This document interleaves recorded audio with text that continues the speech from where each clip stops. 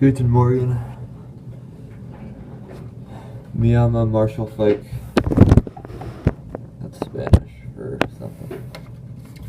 So, I watched a video about impact calculus.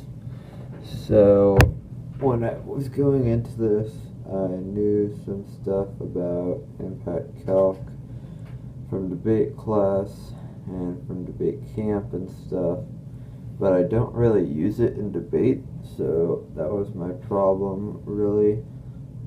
My weaknesses, I said I don't use it enough.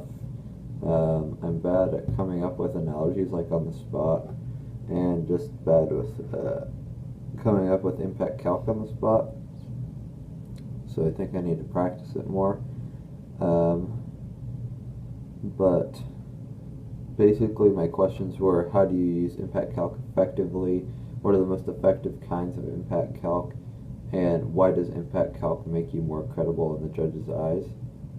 So these are kind of questions that seem to have some obvious answers, but I just wanted to get some more clarification as to why impact calc makes you look like a more credible debater.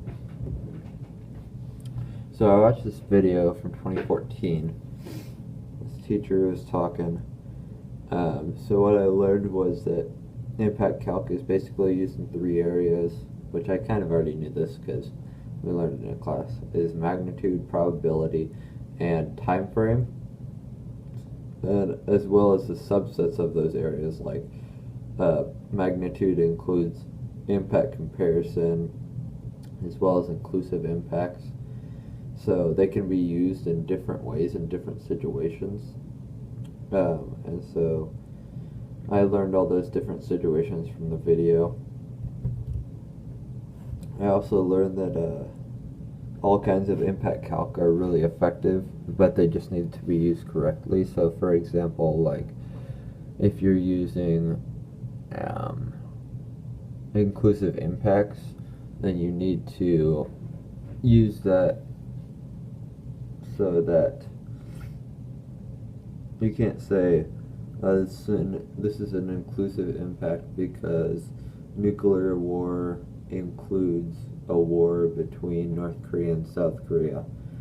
That could be the case, but it needs to have a strong link so that it looks like it needs to directly relate. So like a global conflict, a world war would include North Korea versus South Korea, so it's more linked war with war, and not like nuclear war with just like conflict.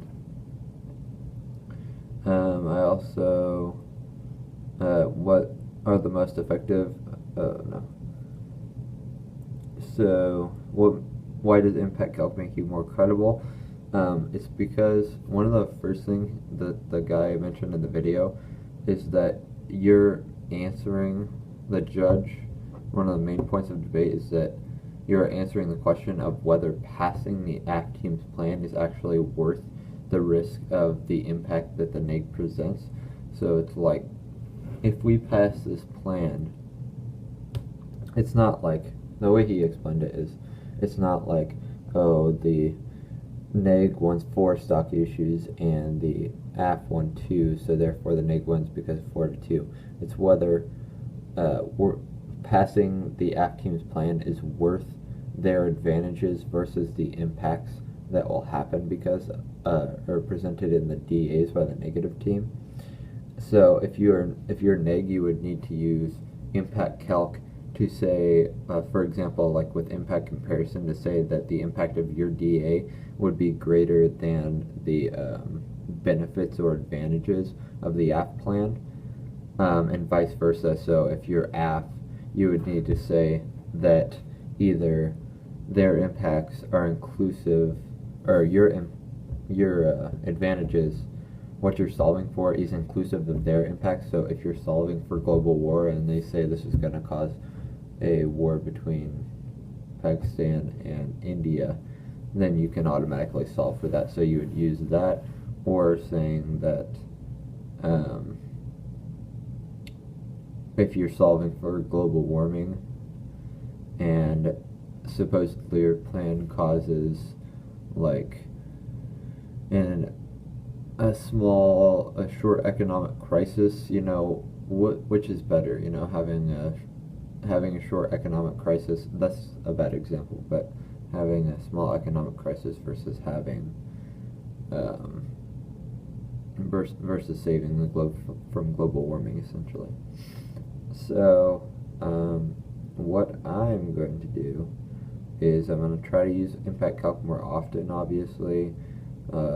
Try to use three main types and use the three main types correctly on AF and NEG, and then I'm going to practice writing and thinking on my impact calc.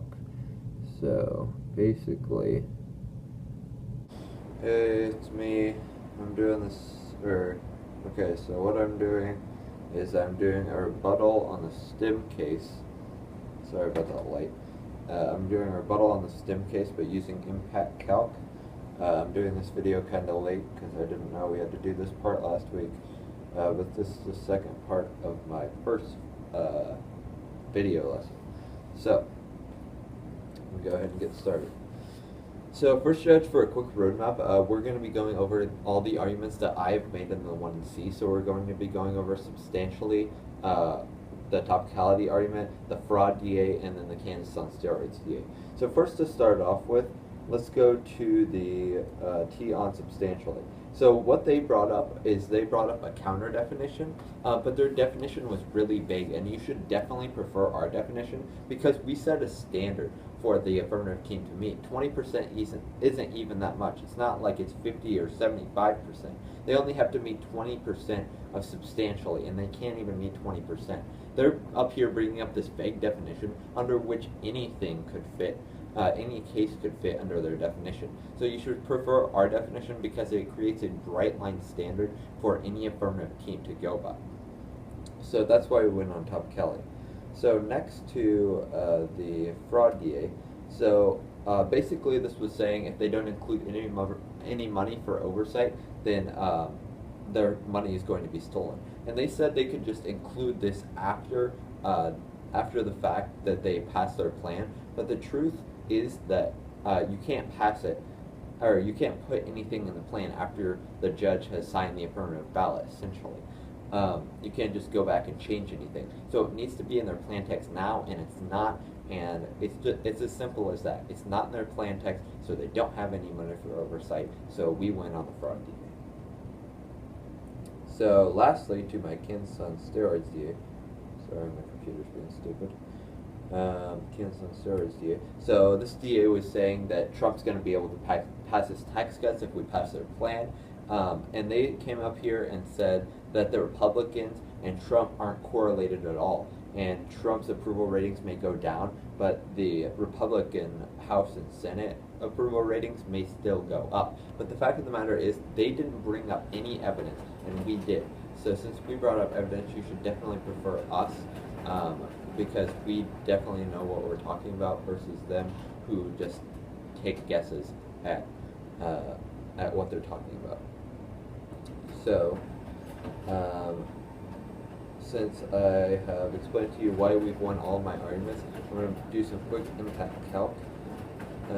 So first, let's do this on the DAs.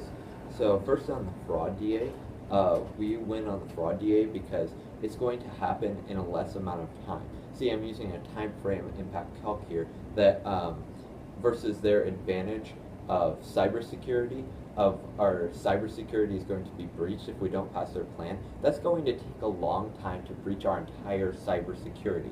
So this fraud DA will definitely happen first and might even lead to their impact. So you should prefer our fraud DA over the advantages of preventing cybersecurity because our fraud DA will also result in their plan, also resulting in in a loss of cybersecurity. So next on to our Kansas on Steroids DA, and this is going against their space exploration disadvantage. Again, this is another time frame problem and a probability problem. See, there's a big probability that the Republicans could pick the House back up again, but there's not a big probability that we're going to have human extinction. Basically, what their advantage was saying is they're preventing human extinction by increasing space exploration so that we can move to a different planet. But the fact of the matter is, that just seems like a sci-fi story. If we just base the AF team's advantages off a make-believe sci-fi story, then we're not going to be able to have an educated debate this round, Judge. So it's going to be a lot easier for Trump to pass his tax cuts than for us to go off to a different planet. That's why we win on the Kansas on Steroids DA. So I've used probability and time frame on that one, and then so to weigh the round on my arguments, on the off-case arguments, we can see that my partner has argued all of the on-case arguments and completely obliterated their case, and then I added on 2 DAs and substantially, which you can consider 3 bombs, or say that their case is a bathtub and all the stock issues are drains. Well, we pulled out all those drains, and my DAs and my topicality are bombs, and we blew up the bathtub, so there's nothing left. So yeah. So I used all 3 types. That's the end, by the way. I used all 3 types of impact calc: probability, likeliness, or probability, the inclusiveness, and whatever the other one was. I can't remember now. But I used all 3. So Gucci.